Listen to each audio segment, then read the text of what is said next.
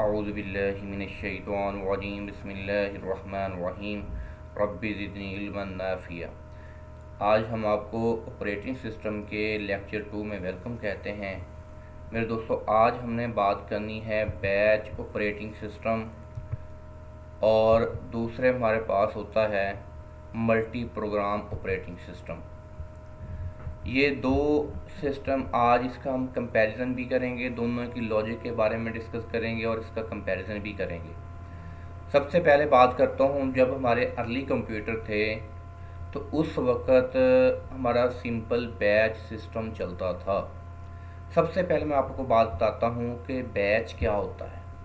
ठीक है, हम कहते हैं कि जनरल एग्जांपल लेते हैं। हम कहते हैं जी कुछ स्टूडेंट, एक जैसे स्टूडेंट मिल जाएं, एक कैटेगरी के स्टूडेंट मिल जाएं, उनका एक बैच बना दिया जाए।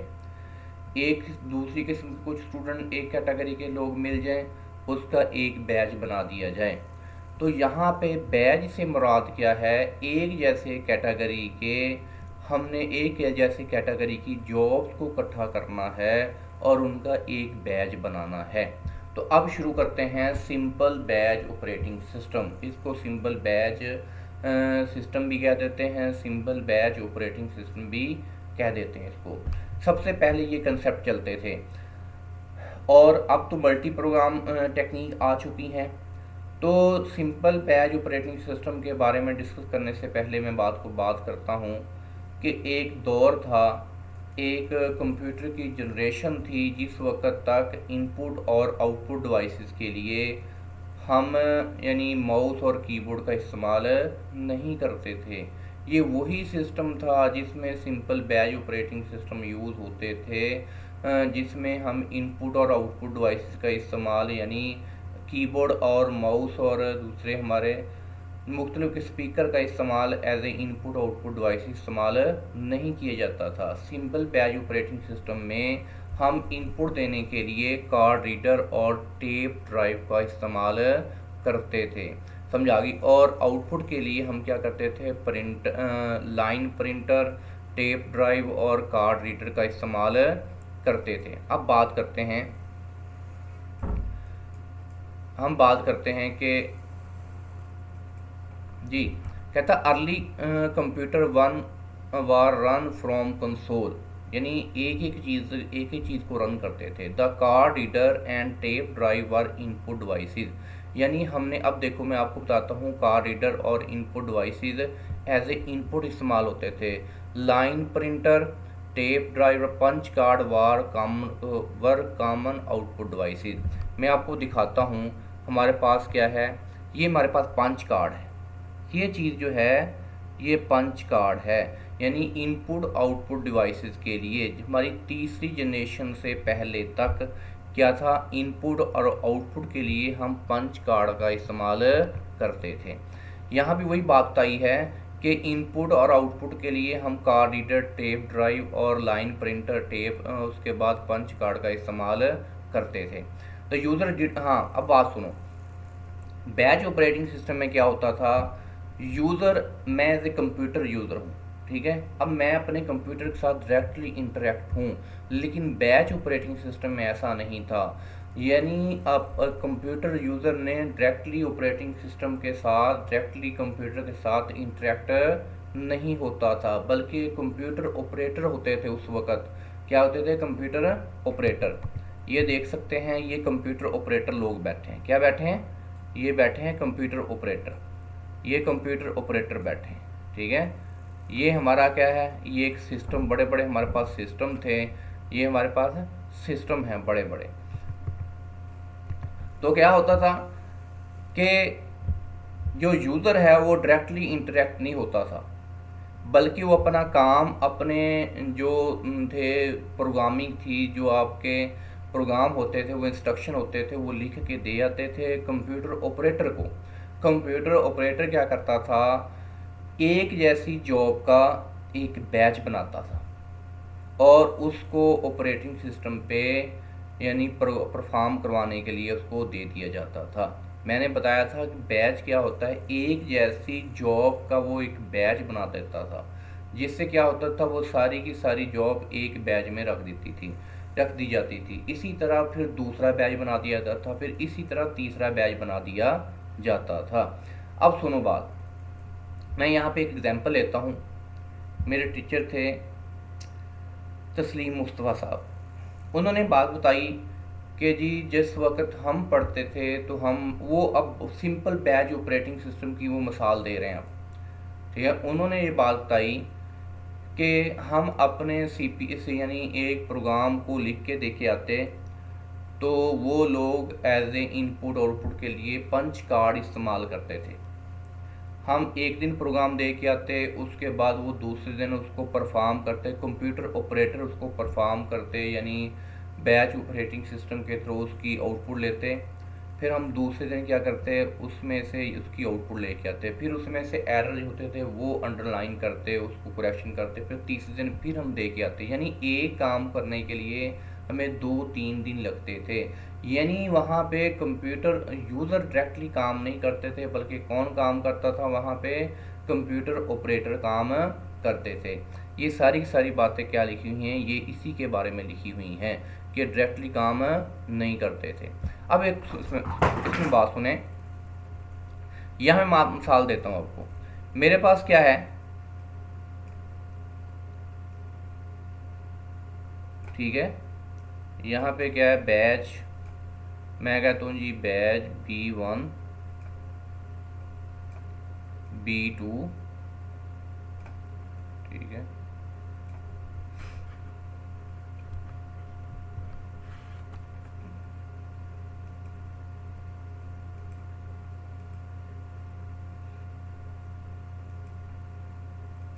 जी B2 बैच,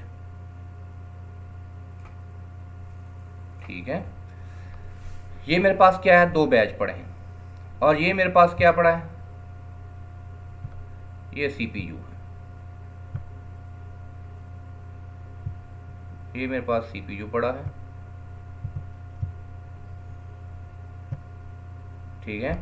अब क्या करना है, B1 जो बैच है वो किसके पास जाएगा, वो काम के लिए आता था CPU के पास, ठीक है।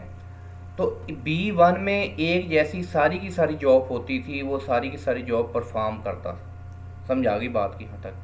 यहाँ पे मिसाल देता हूँ आपको, बता दूँ कि एक वक्त में CPU के पास एक ही बैच जाता था। अच्छा जी, यहाँ पे इसने परफॉर्म कर दिया, परफॉर्म करना शुरू हो गया। अब B1 हमने भेज दिया IO डिवाइसेस के पास, ठीक है, किसके पास, इनपुट आउटपुट के लिए। अब सुने, B1 शुरू हुआ, CPU के पास आया, CPU से वो कहाँ पर चला गया, IO devices, input output devices के पास। अब CPU क्या करेगा, अगला बैच शुरू नहीं करेगा जिस वक्त तक वो पहला बैच मुकम्मल तौर पे कंप्लीट ना कर ले, ठीक है। बैच ऑपरेटिंग सिस्टम में ये होता था कि CPU जिस वक्त तक पहला बैच अपना मुकम्मल B1 मुकम्मल नहीं हो जाता था, उस वक्त तक दूसरे बैच को शुरू नहीं करता था। इसका नुकसान क्या था, CPU क्या होता था, आइडल हो जाता था, यानी बहुत सारी देर उसको फ्री बैठना पड़ता था, ठीक है। अब जब ये कंप्लीट होता तो फिर क्या होता था, B2 फिर आता, फिर B2 अपना काम कंप्लीट करता और वो IO डिवाइसेस के पास चला जाता बैच 2, तो फिर क्या होता, तो CPU फिर फ्री बैठा होता था। समझ आ गई बात की यहाँ तक, ठीक है। अच्छा जी, इसमें एक और मसला भी है। पहले टेक्निक चलती थी FIFO, first in first out. क्या थी, FIFO टेक्निक चलती थी, यानी जो बैच पहले आएगा वो पहले एग्जीक्यूट होगा, फर्स्ट इन फर्स्ट आउट। अब B1 जो है, ठीक है, ये शॉर्ट है, सॉरी ये लॉन्ग है, B2 क्या है, शॉर्ट है। अब B2 को वेट करना पड़ेगा जिस वक्त तक B1 कंप्लीट नहीं हो जाएगा। पहले ये टेक्निक इसमें चलती थी। ये भी इसका नुकसान था कि जो जॉब शॉर्ट थी उसको लॉन्ग जॉब के एग्जीक्यूट होने तक वेट करना पड़ता था। समझ आ गई बात की यहाँ तक। तो ये सारी बातें इसमें मोस्टली लिखी हुई हैं आप। तो अब इसमें एक और बात बताता हूँ आपको कि पहले सिस्टम क्या था, हमारा जो डाटा जो इनपुट आउटपुट डिवाइसेस पे रीड होता था वो हमारा होता था कार्ड रीडर के ऊपर।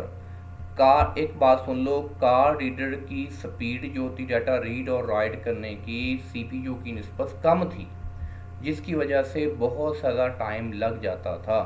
फिर हमारे पास टेक्निक शुरू हुई डिस्क टेक्नोलॉजी वाली, इसकी डिस्क टेक्नोलॉजी की टेक्निक शुरू हुई। उसमें क्या है, डिस्क टेक्नोलॉजी की जो स्पीड थी वो हमारे कार्ड रीडर की निस्बत ज़्यादा थी, तो जिसकी वजह से क्या हुआ, अब उसकी स्पीड थोड़ी सी बेहतर हो गई।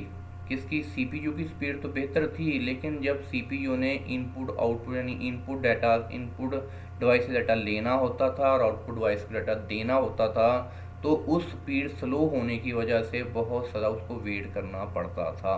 लेकिन यहाँ पे इस टेक्निक में जब डिस्क टेक्नोलॉजी की टेक्निक आई तो फिर क्या हुआ कि जितना भी काम होने लगा अब उसकी स्पीड कोई बेहतर होने लगी। समझ आ गई मेरे दोस्तों।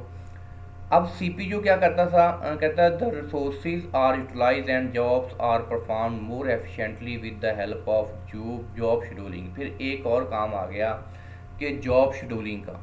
जॉब शेड्यूलिंग में क्या हुआ कि हमारी जो डिस्क टेक्नोलॉजी थी उसमें हमारे बैच आके स्टोर होने शुरू हो गए। जब एक बैच ख़त्म होता फिर दूसरा फिर तीसरा, इसको जॉब शेड्यूलिंग टेक्निक कहते हैं। Job should be possible because all jobs are present on disk. देखो जो कार्ड रीडर था उसमें इतनी स्टोर नहीं हो सकती थी, डिस्क के अंदर ज़्यादा जॉब बैच स्टोर हो सकते थे। अब एक और बात बताता हूँ मेरे दोस्तों कि ये डायग्राम है, पिछली की समझ आ गई आपको, इस डायग्राम पे आए।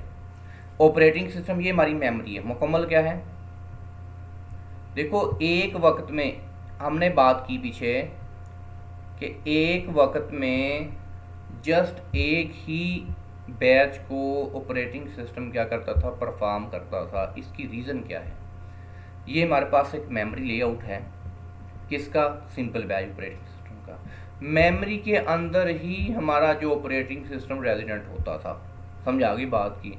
और सिर्फ इतनी स्पेस होती थी कि एक वक्त में एक बैच ही इसमें स्टोर हो सके। यहाँ पे एक और लॉजिक समझ लो कि जब भी आपने कोई भी प्रोग्राम रन करना होता था, जब भी कोई प्रोसेस रन करना होता, सबसे पहले वो आता था मेमोरी के अंदर, फिर वो सीपीयू के पास जाता है। तो लेकिन जब बैच ऑपरेटिंग सिस्टम में क्या था, एक ही क्या है, एक ही बैच को स्टोर करने की कैपेसिटी थी किसके अंदर, मेमोरी के अंदर, क्योंकि हमारा ऑपरेटिंग सिस्टम भी मेमोरी में ही रेजिडेंट था, जिसकी वजह से सिर्फ एक बैच हमारे पास इस्तेमाल होता था। तो ये मेरे दोस्तों ये टेक्निक थी हमारी बैच ऑपरेटिंग सिस्टम, ये अर्ली कंप्यूटर में यूज़ होती थी। अब बात करनी हमने, अच्छा यहाँ पे बता दूँ आपको, ये पंच कार्ड की मैंने पिक्चर भी अपलोड की हुई है। उसके बाद ये हमारे जो पुराने सिस्टम थे बैच ऑपरेटिंग सिस्टम वाले, ये हमारे पास है। ये हमारे ऑपरेटर बैठे सारे, कंप्यूटर यूज़र नहीं, कंप्यूटर ऑपरेटर, ठीक है। और ये हमारा सारा सिस्टम क्या है, ये हमारे अर्ली कंप्यूटर थे, बड़े बड़े कंप्यूटर होते थे, जिसकी वजह से हर आम बंदा उसको ऑपरेट नहीं कर सकता था, एक्सपर्ट लोगों की ज़रूरत पड़ती थी, वो इसको ऑपरेट करते थे। अब बात करनी है मल्टी प्रोग्राम सिस्टम। देखो जी, मल्टी प्रोग्राम सिस्टम में इसे मुराद क्या हो, लफ्ज़ से ही तर्जुमा नज़र आता है कि एक से ज़्यादा प्रोग्राम बैच ऑपरेटिंग सिस्टम में एक जैसी जॉब को क्या करते थे, एक बैच बना देते थे। समझ आ गई बात कि वो एक वक्त में एक ही बैच एग्जीक्यूट होता था। यहाँ पे क्या होगा, जॉब का पूल होगा, समझ आ गई, बहुत सारी जॉब्स होंगी जो एग्जीक्यूट होने के लिए रेडी होंगी। क्या होंगी, एग्जीक्यूट होने के लिए रेडी होंगी। मैं इसका आपको एक सिंपल सी यानी मैं टेक्निक बता देता हूँ। फ़र्ज़ करो मेरे पास प्रोसेस 1 है, प्रोसेस 2 है, प्रोसेस 3, यानी जॉब 1 है, जॉब 2 है, जॉब 3 है, इस तरह के मेरे पास मुख्तलिफ़ किस्म की मेरे पास जॉब पड़ी हैं, सही है। अब क्या है, एक मेरे पास सीपीयू है, P1 यानी जॉब 1 आई, वो एग्जीक्यूट होने के लिए किसके पास चली गई, सीपीयू के पास। मैं यहाँ पे मिसाल देता हूँ, ये मेरे पास क्या है, ये सीपीयू ले लेता हूँ मैं।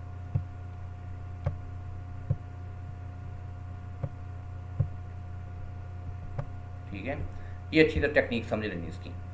जॉब आई, देखो ये ऑपरेटिंग सिस्टम है इसका, ये ऑपरेटिंग सिस्टम है, ठीक है, और ये पूरे का पूरा क्या है, मेमोरी है। क्या है, ये मेमोरी है। समझ आ गई। बैच ऑपरेटिंग सिस्टम में और इसमें क्या फ़र्क है, बैच ऑपरेटिंग सिस्टम में मेमोरी के अंदर ऑपरेटिंग सिस्टम और एक ही बैच स्टोर करने की कैपेसिटी थी, लेकिन यहाँ पे मल्टी प्रोग्रामिंग में क्या है, एक वक्त में एक से ज़्यादा जॉब आके स्टोर हो रही हैं, जॉब 1, जॉब 2, जॉब 3 और जॉब n तक, यानी बहुत सारी हमारी जॉब यहाँ पे आके स्टोर हो सकती हैं। क्लियर हो गई बात यहाँ तक, ठीक है। अब क्या है, जॉब 1 आई, किसके पास आई, सीपीयू के पास, ठीक है। जब सीपीयू के पास आई, सीपीयू ने इसको एग्जीक्यूट करवा दिया। देखो बैच ऑपरेटिंग सिस्टम में सीपीयू आइडल पड़ा रहता था, ठीक है ना, लेकिन यहाँ पे सीपीयू ने ज़्यादा से ज़्यादा यूटिलाइज होना है। जितनी ज़्यादा यूटिलाइजेशन होगी उतनी ही स्पीड बेहतर होती जाएगी।